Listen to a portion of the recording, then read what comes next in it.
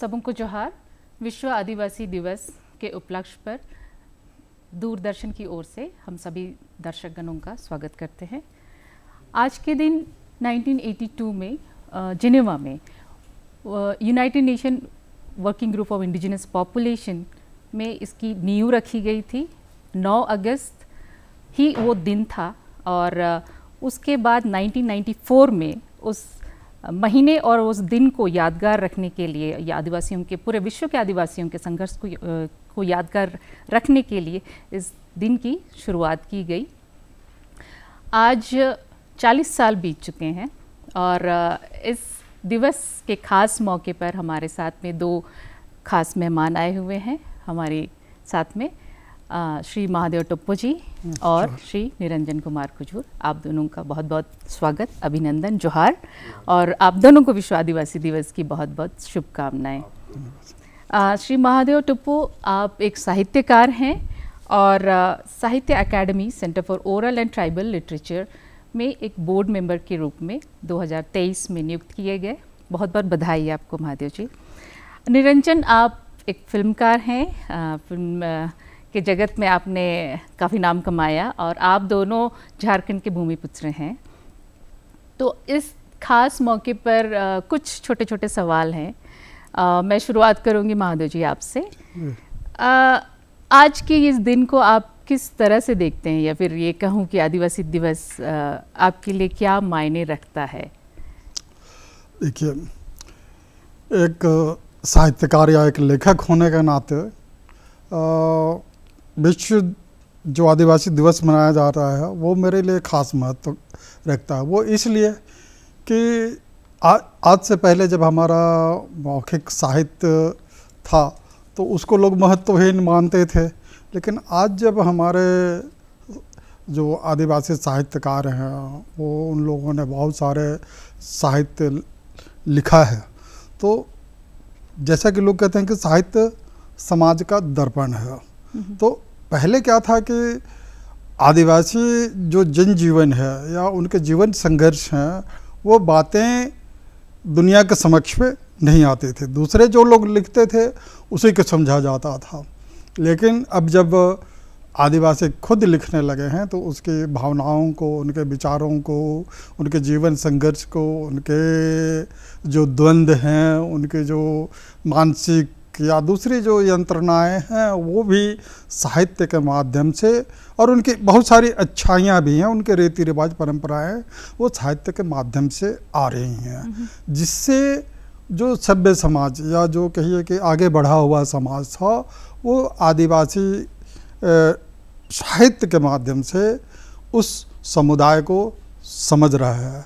और इस तरह से जो एक कम्युनिकेशन गैप था, एक संवादहीनता दो समुदाय के बीच में थी, उस गैप को कहीं पर दूर कर रहा है। तो विश्व आदिवासी दिवस के उपलक्ष्य में मैं एक लेखक या साहित्यकार होने के नाते मैं ये चाहता हूँ कि जो हमारा साहित्य लिखा जा रहा है वो ज़्यादा से ज़्यादा लिखा जाए हमारे लोगों द्वारा, और ज़्यादा से ज़्यादा लोग उसको समझ सकें।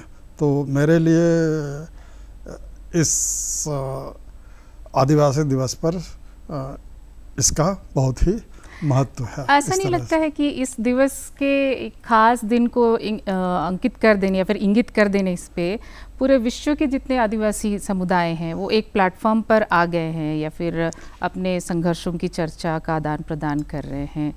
तो एक साहित्यकार के रूप में कहाँ आप बराबरी या फिर वो अलगाव कहाँ देखते हैं? देखिए, अलगाव, ऐसे वैचारिक मतभेद तो हर जगह कहीं ना कहीं कुछ होते ही हैं, लेकिन जहाँ तक आदिवासी समुदाय की मूल भावना की बात है कि वो क्या है कि आदिवासी जनजीवन जो है प्रकृति से, मनुष्य से और धरती से अंतरंग जुड़ा हुआ है। और चाहे झारखंड का आदिवासी हो, चाहे हमारे भारतवर्ष का किसी भी कोने का आदिवासी, या अभी आप देख लीजिए, चाहे वो अफ्रीका का आदिवासी हो, चाहे अमेरिका का या लैटिन अमेरिका का, ऑस्ट्रेलिया का, फिलीपींस का, कहीं का भी आदिवासी है या इंडिजिनियस है या ओरिजिनल है या नेटिव है, वो सारे लोग कहीं न कहीं धरती को संरक्षित करना चाहते हैं।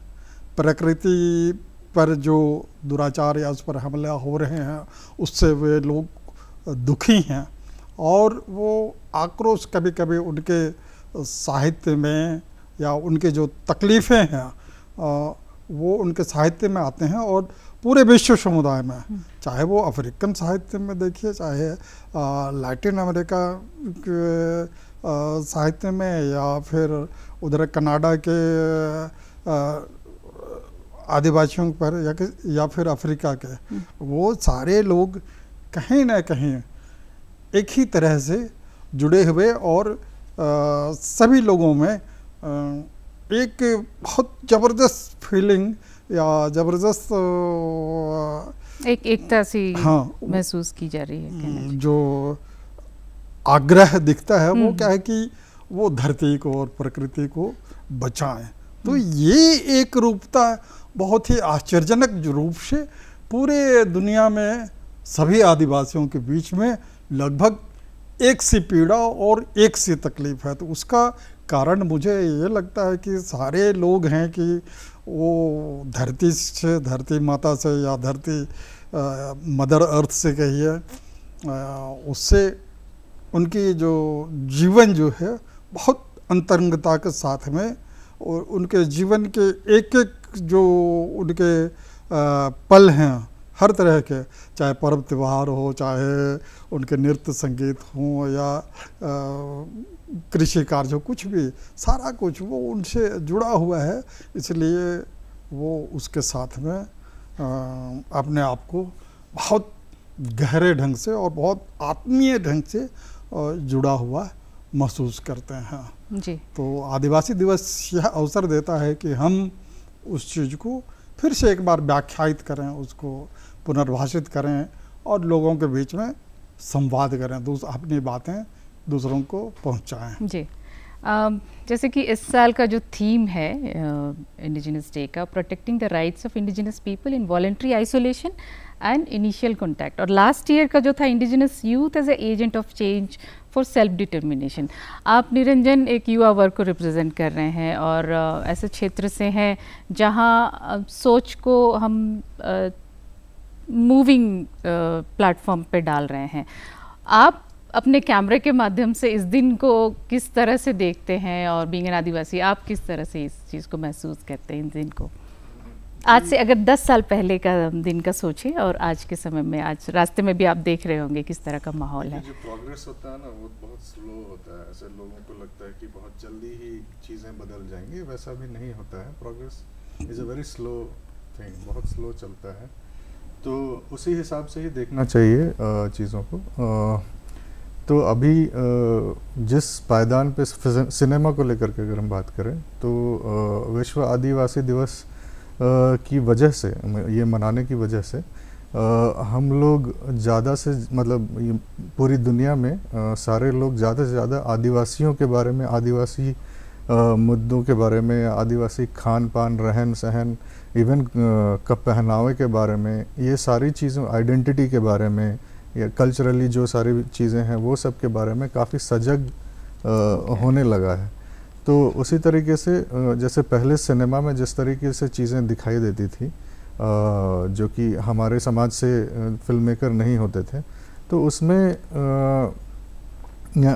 उसमें और अभी जो फिल्म मेकर हमारे आ रहे हैं उनके चित्रण के तरीक़ों में काफ़ी ज़मीन आसमान का थोड़ा अंतर आपको दिखाई देगा। क्योंकि पहले जो है वो सारी चीज़ें, जो मतलब इंसान का एक बायस होता है, जो कि नेगेटिव बायस ब्रेन का है, वो मतलब आमतौर पर नेगेटिव चीज़ों को पहले पकड़ता है।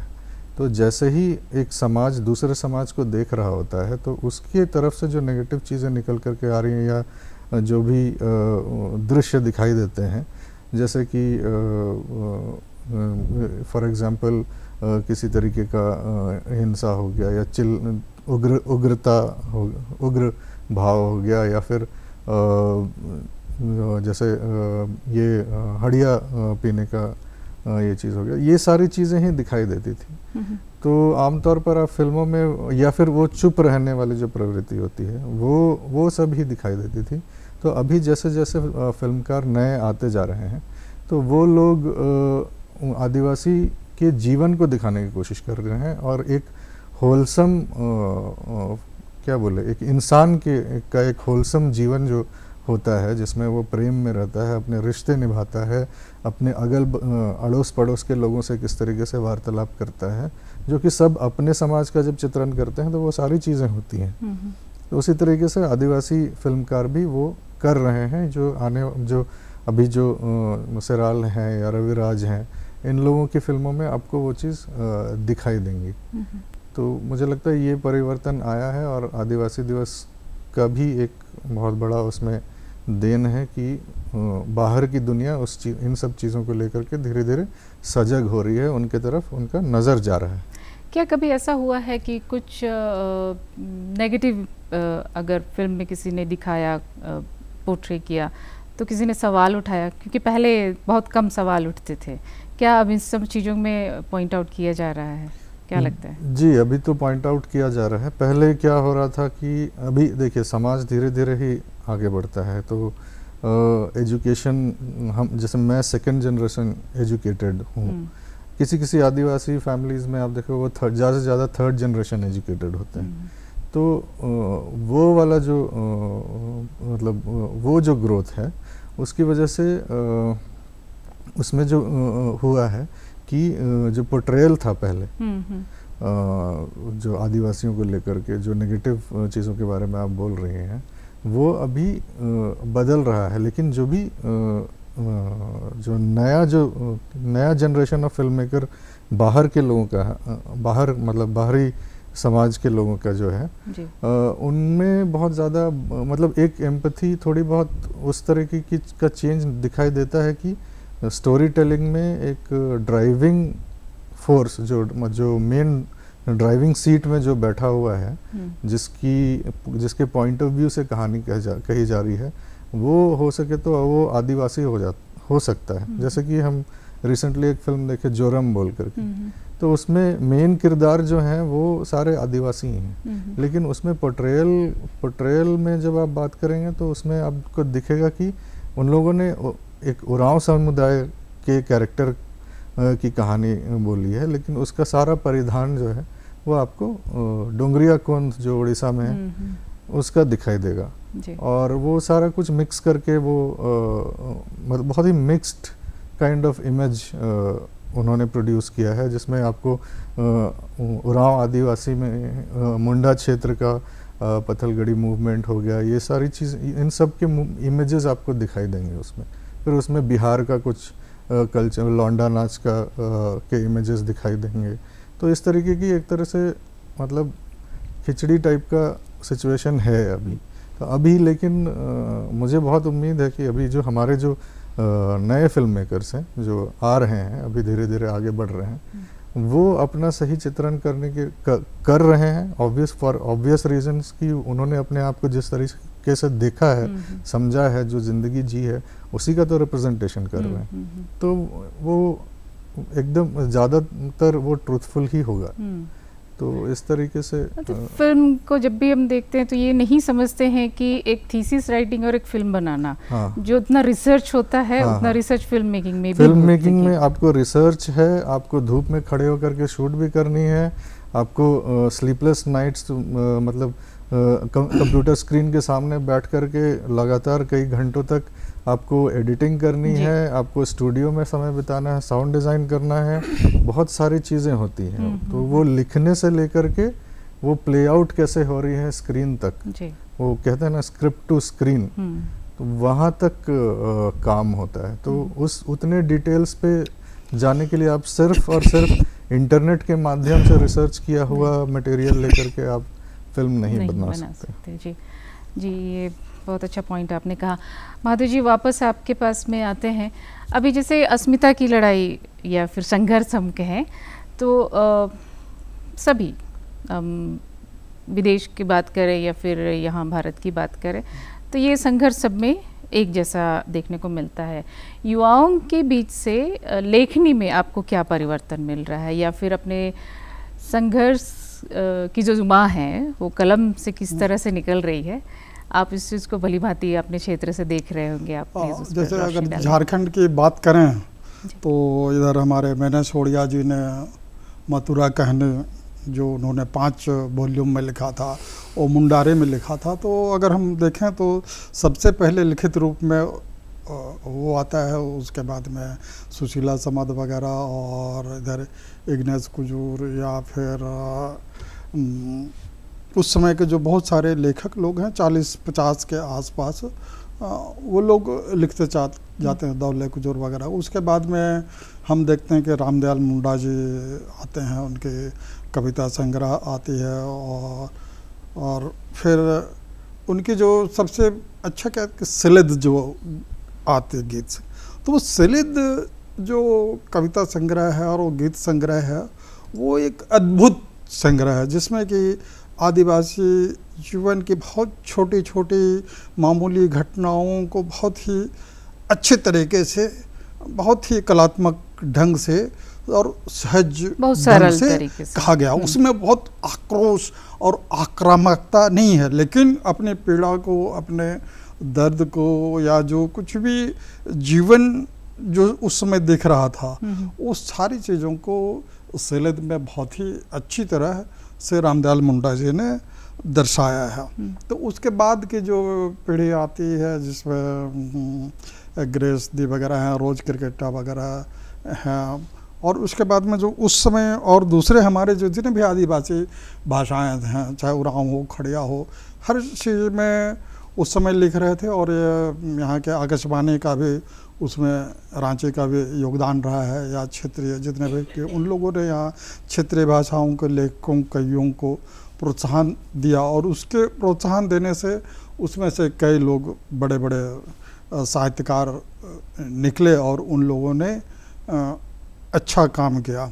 और अब देखें कि जैसे हमारे पीढ़ी के लोग हैं, जैसे ग्रेस दी हैं, वाल्टर भेंगरा जी हैं, हाँ, उधर उसके पहले वासुदेव बेसरा जी संथाल परगना में लिख रहे थे, और उस समय वहाँ संथाल परगना में जो एक पत्रिका निकलती है अभी भी, सरकारी पत्रिका है, तो उसके डोमन साहू समीर उसके संपादक थे। तो उसने संताली भाषा को उसने बहुत अच्छी तरह संभाला। तो उसी तरह इधर राधा कृष्ण जी आदिवासी पत्रिका के माध्यम से बहुत सारे हमारे जितने आदिवासी लेखक थे, उरांव, खड़िया, मुंडा और दूसरी पंचपरगनिया या जो कुछ भी वो हमारी भाषाओं के यहाँ के इधर के इन लोगों को राधा कृष्ण जी आदिवासी पत्रिका में ला रहे थे। और उसके बाद हुआ देखिए कि 77 के बाद हुआ कि हिंदी जगत में खास करके एक नया परिवर्तन आया। परिवर्तन इसलिए आया कि उस समय ऑफसेट प्रिंटिंग आ गई नए ढंग से, और एक उस समय नई चेतना 77 के बाद में हमारे पूरे देश में उभरती हुई दिखती है। और 80 के बाद से हम देखते हैं कि बड़ी पत्रिकाएं, चाहे धर्मयुग हों, चाहे साप्ताहिक हिंदुस्तान और दिनमान वगैरह, वो सब आदिवासियों के बारे में बहुत कुछ लिखना आरंभ करते हैं। तो इस तरह से एक हिंदी जगत में और दूसरे जो भारतीय भाषा है उसमें भी धीरे धीरे ये एक परिवर्तन आता है। और आज हम लोग देखते हैं कि हमारे कई युवा साथियों को राष्ट्रीय अंतर्राष्ट्रीय मंच पर कई पुरस्कार मिले हैं। अनुज लुगुन जी हैं, जयसिंता क्रिएटा हैं, पार्वती हैं, है ना, वंदना टेटे जी हैं, निर्मला और भी बहुत सारे लोग हैं। उधर आदित्य मांडे जी हैं, हमारे चंद्रमोहन किस्कू जी हैं।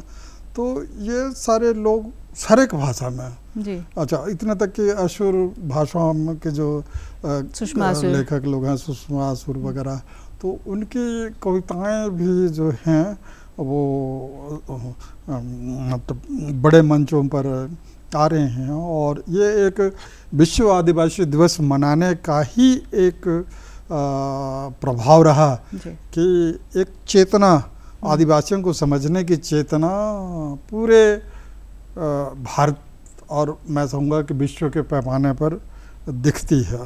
तो ये ऐसा है कि एक जिस समाज को नहीं समझा गया उसको समझने की कोशिश ये विश्व आदिवासी दिवस है उसके माध्यम से मिलता है। और एक जागरूकता तो आती ही है, चाहे कुछ लोग दूसरे लोग देख रहे अरे भाई क्या कर रहे हैं आदिवासी, ये नाच गा रहे हैं, नहीं नाच नहीं गा रहे हैं और कुछ भी बहुत सारा कर रहे हैं। वो अपनी कला की भी बातें कर रहे हैं, उनके संगीत की बातें कर रहे हैं, अपने औषधि ज्ञान की बातें कर रहे हैं, अपनी लोक परंपराओं की बात कर रहे हैं।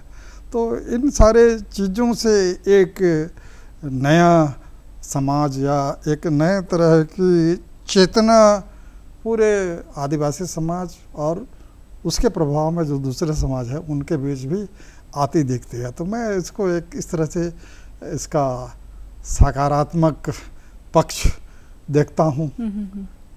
जी जैसे ये कहते हैं ना कि आदिवासियों का बोलना ही गीत है और चलना ही नृत्य है। तो ऐसा अगर हर दिनचर्या में देखा जाए तो हर दिन को एक ट्राइबल कम्युनिटी या फिर सोसाइटी के लोग हर दिन सेलिब्रेट करते हैं और रोपनी के समय में, रोपे के समय में उनका अपना गाना है।